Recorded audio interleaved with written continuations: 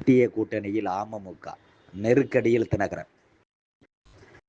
சமீபத்தில் தினகரன் டெல்லி சென்றதாகவும் அமித்ஷாவை சந்தித்ததாகவும் என்டிஏ கூட்டணியில் சேர்வதற்கு சம்மதம் சொன்னதாகவும் செய்திகள் ஆங்காங்கே வட்டமடித்துக் கொண்டிருந்தன.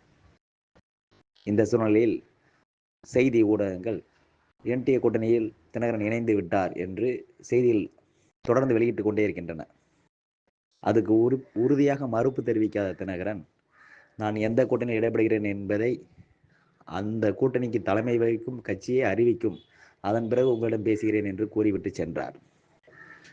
ஏறத்தாழ என்டிஏ கூட்டணியில் அவர் இருப்பது போன்றே அவருடைய பேச்சும் இருந்தது.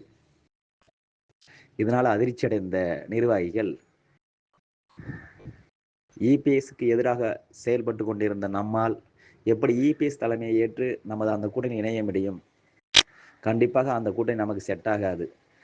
நமக்கு சீட்டு ஒதுக்கினாலும் அதை அதிமுகவை முன்னின்று நம்மை தோற்க செய்யும். எனவே அந்த கூட்டணி வேண்டாம் என்றும் தொடர்ந்து தினகரனிடம் நெருக்கடி கொடுத்து வருகிறார்களாம்.